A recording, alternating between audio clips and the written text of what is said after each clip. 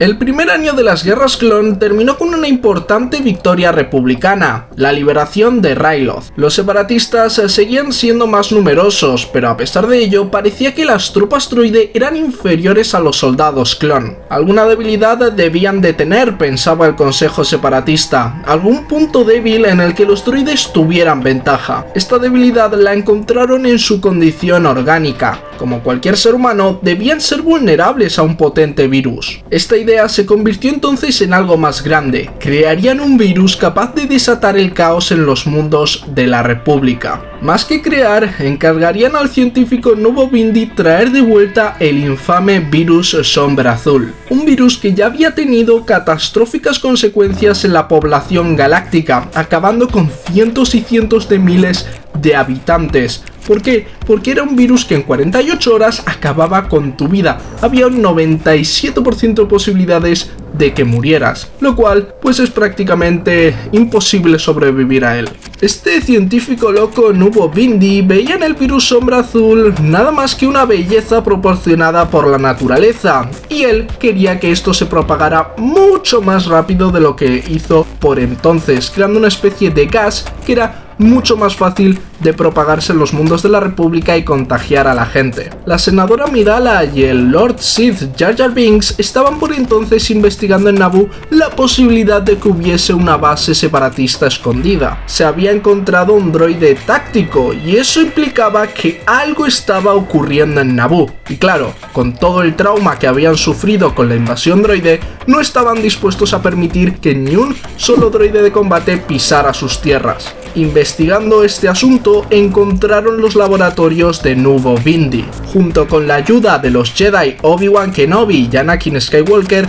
lograron capturar al científico. Sin embargo, una de sus bombas, que contenían el virus Sombra Azul, estalló. Ahsoka Tano fue contagiada, y por ello su maestro y Obi-Wan tuvieron que viajar hasta el planeta Iego, donde se hallaba una particular raíz que era la cura para el virus. Una vez allí consiguieron la cura, pero los ciudadanos del planeta les dijeron que era imposible salir de allí. Era imposible escapar de ese rocoso mundo. Al parecer, los separatistas habían instalado un mecanismo de defensa alrededor del planeta para atrapar a los ciudadanos dentro y que no pudieran escapar. Pero claro, Anakin, que es el mejor piloto de esta galaxia, logró fácilmente superarlo y además lo destruyó para que la gente pudiera huir o viajar a otro planeta cuando quisiera. Finalmente, Ahsoka fue sanada y el virus neutralizado. Nuvo Bindi probablemente fue a prisión. La galaxia en unas pocas horas fue salvada de un periodo oscuro marcado por la enfermedad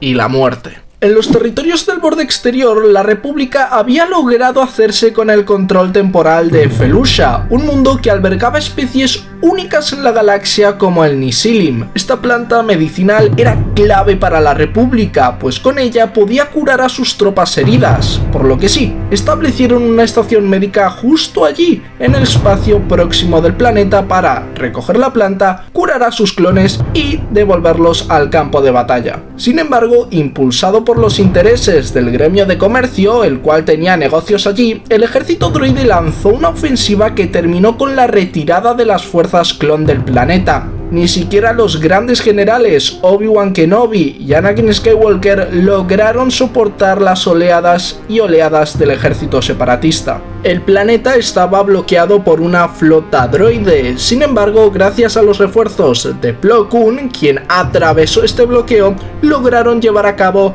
una evacuación rápida. A pesar de su derrota, la República cometió la torpeza de dejar allí su estación médica. Quizás pensaban que los separatistas no cometerían ninguna atrocidad contra soldados heridos, o quizás era una excusa para intervenir en Felusha de nuevo. Sea como sea, el contacto con la estación desapareció, las comunicaciones fallaban, así que Anakin, Obi-Wan y Ahsoka fueron enviados a investigar. Al llegar, una estación de despliegue de droides buitre que estaba vigilando la zona se activó y obligó a los Jedi a estacionar rápidamente en Felusha, o más bien a estrellarse. Aquí los Jedi ayudaron a los mercenarios Suji, Embo, Seripas y Rumi Paramita a defender una aldea de granjeros de las amenazas del pirata Hondo Naka, quien esperaba claramente hacerse con el control de las plantaciones de Nisilim mediante la fuerza. El siguiente gran conflicto de esta guerra se produjo en Malastare. Este mundo era clave por dos cosas.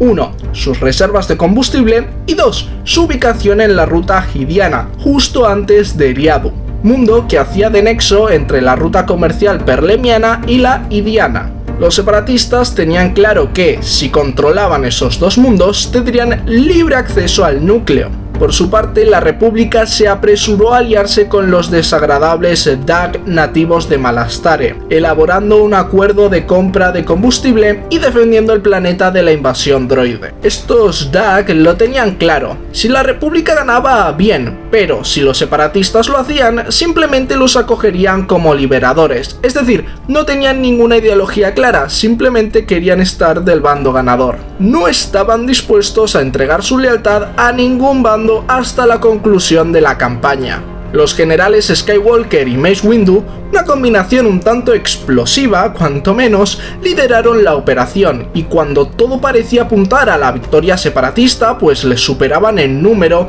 hicieron uso de una nueva arma, la bomba de electroprotones. Esta arma generó un pulso electromagnético que desactivó a todos los droides confederados y otorgó en 2 segundos la victoria a los clones. Este arma desactivaba todos los dispositivos electrónicos, pero claro, como los clones eran orgánicos, no les hacía nada. Lo único que sí que provocaba era agujeros inmensos en el suelo. Quizás por esto, y tan solo por esto, no se volvió a usar ni una sola vez más en la guerra. De este agujero, una bestia gigante fue destapada.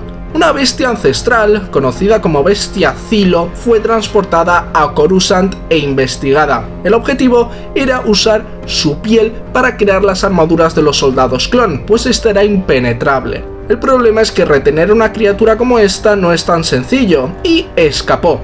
De repente, la capital de la galaxia estaba en peligro de ser arrasada por la bestia Zilo. Sin embargo, con el empleo del combustible malastariano, que era tóxico para esta criatura, lograron subyugarla. La primera batalla de Geonosis marcó el inicio de la guerra y sentó una de las premisas que se repetirían una y otra vez a lo largo del conflicto.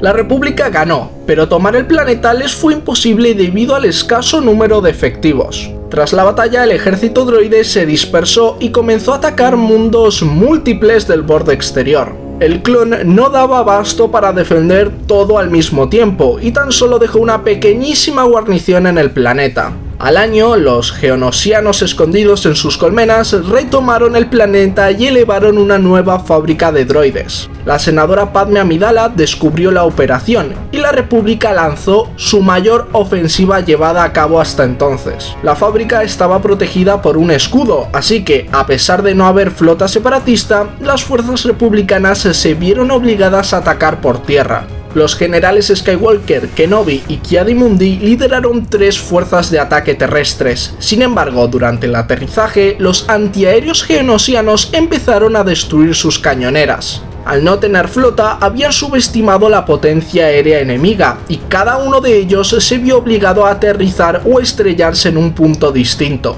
Desde tierra, las 3 fuerzas lograron reunirse en el punto de encuentro y destruir el escudo. Ya era hora de dar el golpe final. Kenobi y Mundi fueron evacuados, y en su lugar llegó la maestra Luminara Unduli. Junto al general Skywalker lograron destruir la fábrica droide y finalmente capturar al líder geonosiano Poggle el Menor. Aunque las victorias republicanas no eran escasas, el ejército droide seguía empujando en el borde exterior. El general Grievous ahora había fijado como objetivos principales a miembros del Alto Consejo Jedi, y su primera presa fue el maestro Eth Koth. Queriendo fardar de su logro, Grievous retransmitió su captura al templo Jedi. Grave error, pues Koth usó señales para desvelar su localización. Los generales Kenobi, Adi Gallia y Skywalker fueron enviados hasta Saleucami a su rescate, y el cyborg terminó pagando por su prepotencia. Koth fue rescatado, y Grievous se vio obligado a huir a Saleucami. Kenobi fue tras él, pero el cyborg logró huir de nuevo. La Mandaloriana fue sin duda una cultura guerrera, marcada por la conquista y los conflictos bélicos. Sin embargo, con la llegada de los nuevos mandalorianos, todo esto cambió. A la cabeza estaba la duquesa Satin Kryze, una pacifista que entendía que la única posibilidad de que su pueblo prosperara y sobreviviera era mediante la paz. Por ello, con el estallido de las guerras clon, declaró Mandalore como mundo neutral, y de hecho lideró el Consejo de Mundos Neutrales, un grupo de planetas que simplemente no querían escoger bando en la guerra y no querían verse involucrados. A pesar de esta postura totalmente entendible, el Senado temía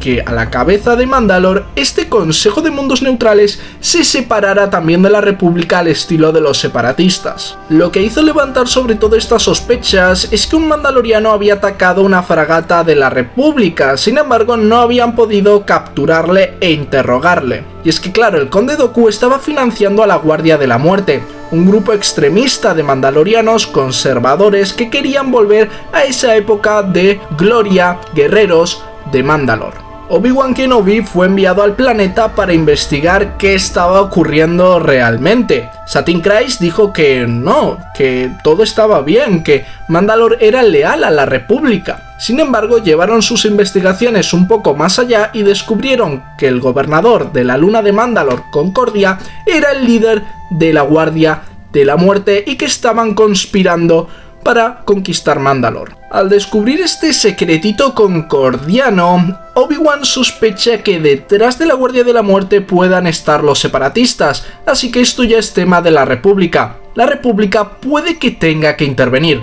por ello Satin Kryze es transportada hasta Coruscant. Tras un largo viaje lleno de complicaciones, Satin Kryze llega al Senado de la República y las complicaciones no hacen más que ascender. Al parecer han manipulado un mensaje de su ex primer ministro y amigo que dice que Mandalore está a punto de la guerra civil y que la República debe intervenir, debe mandar al ejército clon para ayudarles. Claro, esto implicaría una escalada en el conflicto de Mandalore, cosa que Satin Kryze quería evitar a toda costa. Sin embargo, con la ayuda de su querido Obi-Wan Kenobi, consiguen traer el mensaje no manipulado de su amigo y evitar la invasión de Mandalore por parte del ejército clon. Y es que claro, si los clones hubiesen ocupado el planeta, la Guardia de la Muerte hubiese tenido una justificación para, entre comillas, liberar a su pueblo y ser acogidos como los salvadores.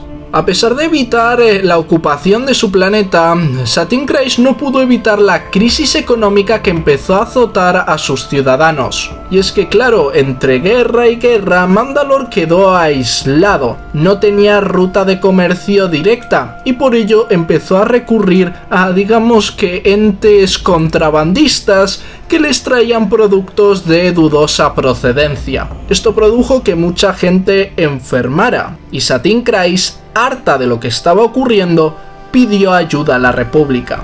La senadora Padme Amidala fue allí para ver lo que estaba ocurriendo y descubrieron que había todo un entramado de contrabando que no se sabe quién lo estaba llevando a cabo ni quién se estaba beneficiando. Por ello, Ahsoka Tano fue enviada al planeta para descubrir un poco más quién era el que estaba detrás de todo esto. Y sí, el primer ministro de Satin Kryze era el culpable de todo esto, un corrupto que simplemente estaba ganando dinero a costa de la salud de sus compatriotas. El siguiente es uno de los capítulos más importantes de las guerras clon, y es que el ejército separatista se decidió a atacar Kamino. Este mundo era clave, no por nada, sino porque era la fuente del ejército de la República. Pero claro, atacar Kamino no iba a ser fácil, así que tuvieron que llevar a cabo una estrategia muy ingeniosa. Atacaron con una flota a la flota de defensa de Kamino. Sin embargo, la sacrificaron prácticamente entera. ¿Por qué? Porque había trozos de las naves separatistas que eran naves de infiltración acuática que luego pudieron atacar directamente a las instalaciones. Liderada por Asajj Ventress y el general Grievous, esta operación parecía tener éxito. Sin embargo, claro, con todos los héroes de la República reunidos en pocos metros cuadrados, fue imposible lograr lo que querían. Con esta batalla, el segundo año de las guerras clon llega a su final, así que espero os haya gustado el vídeo de hoy. Si es así, dejadme un like, comentad qué otro vídeo queréis que traiga al canal, suscribiros para no perderos nada de este fabuloso contenido y hasta el próximo viaje.